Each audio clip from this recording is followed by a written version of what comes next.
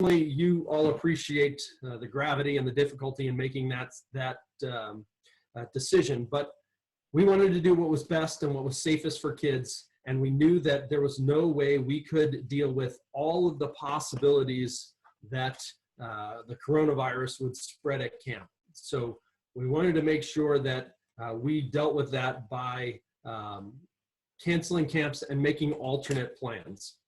So let me talk a little bit about some of those alternate plans, and I'm going to start with our phased reopening of the Council Service Center and the camps. So beginning today, we reopened the Hinks Service Center. So that was a little bit of a challenge. We had phone issues to start off the day, but thanks to our friends at Wyatt Communication, we were able to get the phone system back up and running by mid-afternoon. So we're happy about that.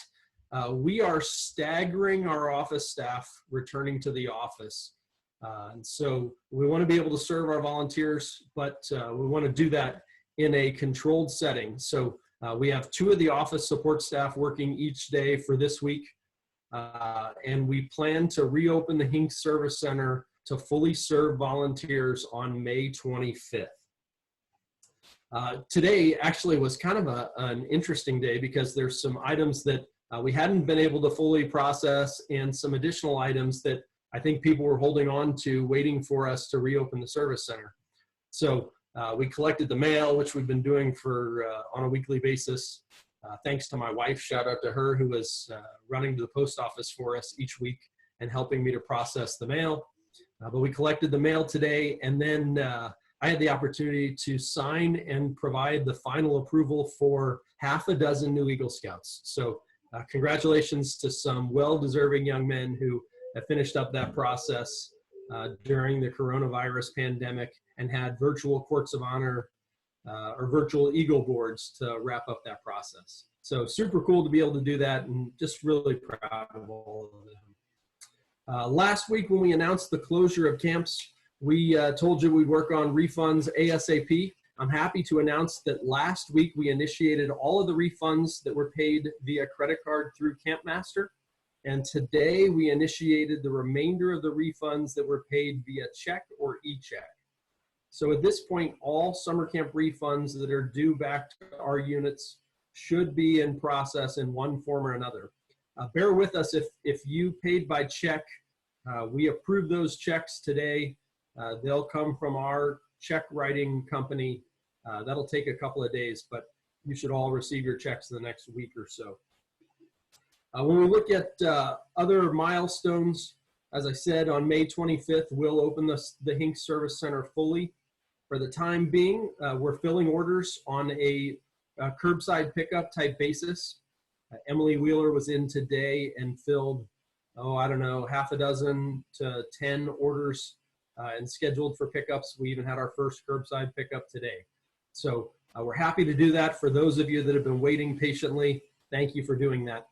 We're also making the opportunity available to do curbside pickup at Carry Camp. We ask that those orders be called in to Becky Wellner or to Adam Wehrman. You can also call into the Hinks Service Center and we'll take care of placing the order for you there as well. So whatever's more convenient for you, but we'll offer a porch pickup at Carry Camp as well. On June 15th, we're going to open up the office and the camps fully for visitors with social distancing in line. And so we're working to determine some program options that might be available for our units and their families after June 15th. But mark that day in your calendar. That's the day we intend to open up Carry Camp and Camp Buffalo.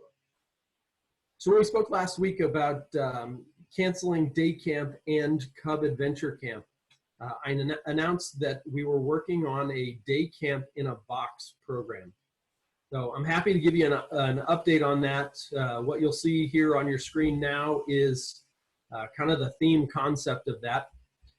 This program is designed to be, quite frankly, the opposite of e-learning. So we know that many parents struggled with trying to manage their own job responsibilities, working from home, and supporting their kids during the e-learning process. And oftentimes, there were technology issues, and there were content issues. We want this day camp in a box to be the exact opposite of that. And so what you'll find in the day camp are going to be a couple of things. Number one, we're targeting this to be 4 days, give or take, worth of day camp type program. And we're going to have a suggested time frame for this, but you're welcome to do it at any time that suits your family. And so if mom and dad are back to work and can't do these activities during the day, you're welcome to do them on the weekends, in the evening. You're welcome to spread it out over the next couple of weeks or months, whatever works for your family. Our goal here really is just to give parents the resources to help their kids continue their scouting adventure through the summer and provide great program and really set moms and dads up to be hero in their kids' life, right? Because we're going to give you everything you need to do a lot of really cool activities. One of those activities is going to be magnetic slime. And so when you open your day camp in a box, you're going to see a series of instructions like this. So for craft activities, they're going to be simple picture-driven instructions that tell you everything you need, and we're going to provide almost all the resources you need. We're going to ask parents to provide a couple of things in advance. Think household scissors, right? We're not going to ship you a pair of scissors in the box, but we're going to have a list for you in advance of here's some of the things you might need in addition to what we're going to ship you. In addition to these instruction-driven activities, there will be some video content that you'll be able to direct to via QR code. So what we're envisioning here is that you're going to open up the first day's activity bag, and it's going to say, step 1, scan this QR code for the opening video. Step 2, put on your bandana and get ready to have some down on the farm fun. That's the concept behind this, and that's what we're focusing on. Should be a great opportunity. We're really excited. We've already got 3 or 4 packs that are going to take full advantage of this, and we expect that it'll be a huge hit. We're targeting 250, but my guess is we're going to need significantly more boxes than that based on the feedback we've gotten so far. So stay tuned for that. Registration is ready to go live. We'll send that information out via email to all Cub Scout families and their leaders in the next day or so. So be on the lookout for that registration. These boxes, 4 days of day camp adventure, are going to sell for $55. That includes all fees. There's no additional processing fee. If you need the box shipped to you, it'll be an additional charge, but our intent is to have these at distribution locations, think popcorn pickup style, where you can roll up and we'll load your day camp in a box right in your trunk and you can take off. So that's the update on day camp in a box for Cub Scouts. As we posted in our FAQs, if you had a scout who earned a free summer camp, a free Cub Adventure Camp reward this year for popcorn, we'll allow them to use it for day camp in a box this summer if that's their preference, or they're welcome to hold it for Cub Adventure Camp in the summer of 2021. Whatever works for those scouts. We'll certainly make either of those opportunities available. I'm happy to, or let me segue into Scouts BSA Summer Camp. I promised you we'd work on some alternatives and some suggestive program models for Scouts BSA Summer Camp in a virtual setting and some activity-based options. We're still working on that. I expect to have an update on that still this week. We're not prepared to launch anything just yet, but we're certainly working on that and want to fill that need and help support you. What we are doing in the time being is we're doubling down on the Merit Badge Monday opportunities. We have some awesome opportunities coming up, including, and I hope I'm not stealing anyone's thunder here, but including Journalism Merit Badge.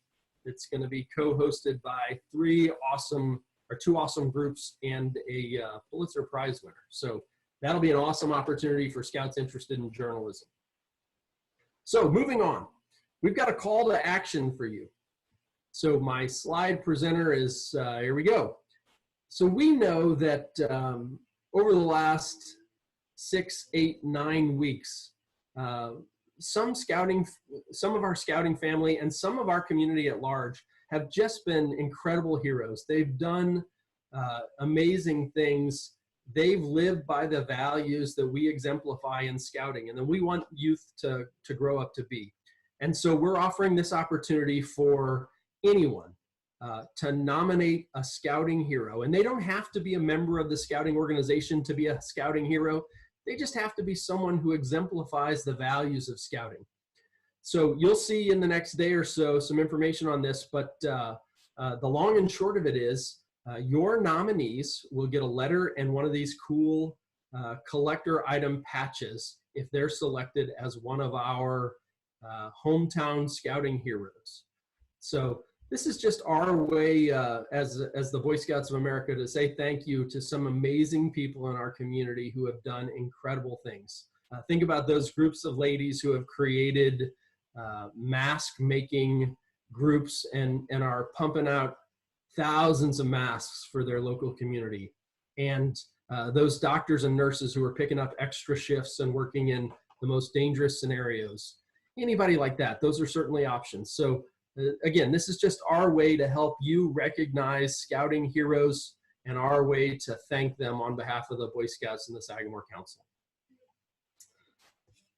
If you're tuned into this live Sagamore Shorts, you're probably one of the thousands of followers who are also joining in on our monthly virtual roundtables. If you were a part of May's roundtable, it was an awesome opportunity for great scouters to share some information, to provide updates, to do some training, to have some fellowship, and just really go above and beyond. We got a lot of really great feedback on the content as well as the convenience and the availability. And we've got even more awesome things prepared. So our next virtual roundtable will be Wednesday, June 3rd at 7 p.m. Stay tuned. We're working on some key guest speakers who would be new to our council, but we have some really cool stuff in the works there. So Wednesday, June 3rd, 7 p.m. Virtual roundtable. Hope to see you there. Next up on our list is continuation. So you'll remember a couple weeks ago, we announced the Scouts Care letter writing campaign. This is where we're promoting an opportunity for scouts throughout our council to do a good turn and write a letter to someone in a long-term care facility or one of our veterans' homes. So we've created partnerships with several of our local facilities. That's not an all-inclusive list, though. If you have a connection with another facility and want to work with your troop or pack or den to write some letters, we encourage you. So feel free to reach out to anyone. This is just our opportunity for scouts of all ages to spend a little bit of time as a pen pal and reach out to someone who might not be having visitors right now or having a whole lot of contact with others. So I encourage you to take an opportunity to sit down and just write a nice note. Even our volunteer leaders, you're certainly welcome to participate. So thanks for all that have already participated in this. We expect to get a lot of good feedback on this program as well.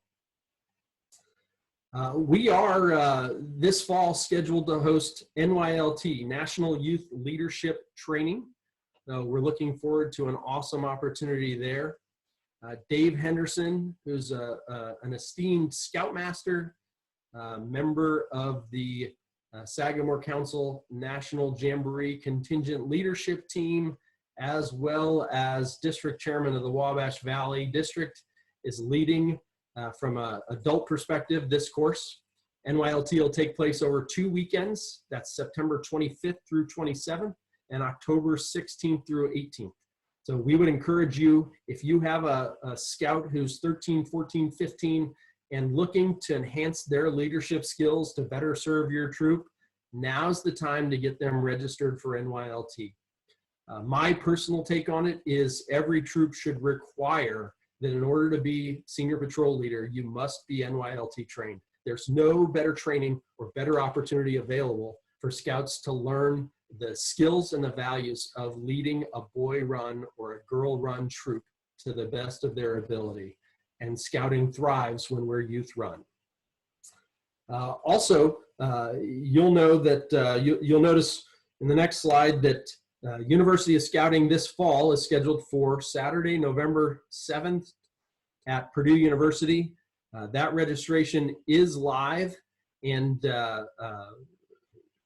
we're expecting to have another great event. Last fall's event at Purdue was fantastic. The spring at IUK had tremendous attendance, and we're a little ahead of schedule this year with the fall University of Scouting, but we wanted to put registration live when we had it and make sure that everybody knows that you're free to sign up now. Next up, popcorn and fall recruitment. Believe it or not, it's time to begin planning for and preparing for the fall. So we have a series of trainings scheduled for both popcorn and fall recruitment. We'd ask that all of our PACs register for one of the fall recruitment trainings. You can do that by emailing allison.whistler@scouting.org. We'd also ask all units who are selling popcorn to sign up first through Trails End. You should have received an email regarding that. And then plan to attend one of our popcorn trainings. We've also got one all-inclusive training July 11th from 9 to 1 at Camp Buffalo. And that's where we intend to cover both popcorn and fall recruitment. Now, rest assured, we know that this fall is going to be a whole different setup than in the past. That's not lost on any of us. We know that schools may look a little bit differently. We know the popcorn sale might need to look different. Those are things we're working on and we're planning for now. So I would encourage all of you, even if you have reservations, sign up, come to the training. That helps us plan and prepare accordingly. And rest assured that in both of these fronts, our number one priority is to make sure that at all times we're keeping our kids and our adult leaders safe. So we certainly won't put out a plan that jeopardizes the health or safety of any of our members, but we want to make sure that everyone has the information they need to be successful on both fronts. For those of you that have been on these calls in the past, we've talked about the National Jamboree.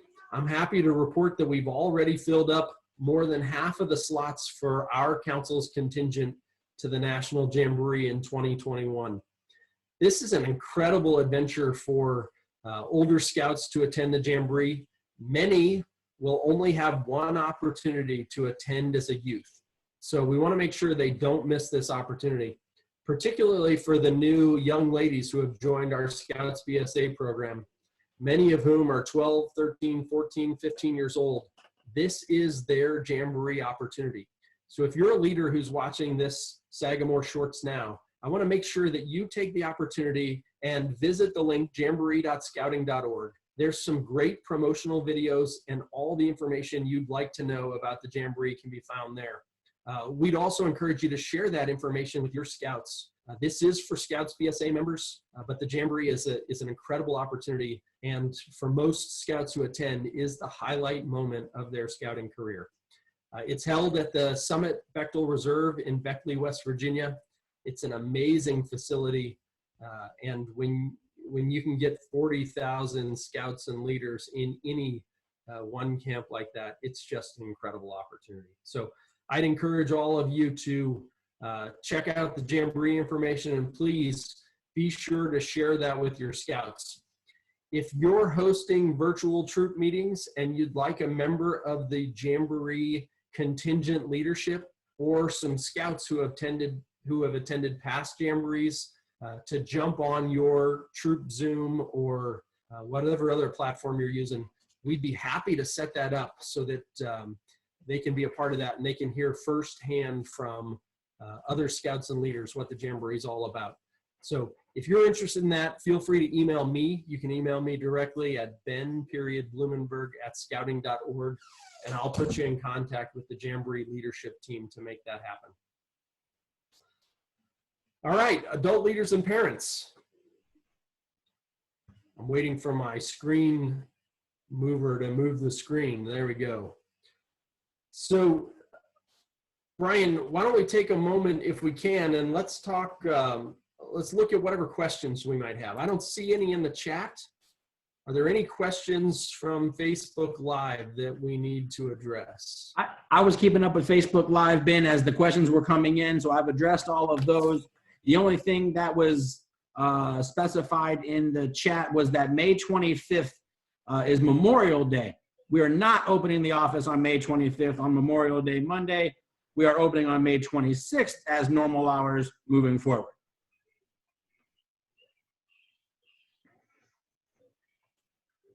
Great, perfect. Thanks, Brian.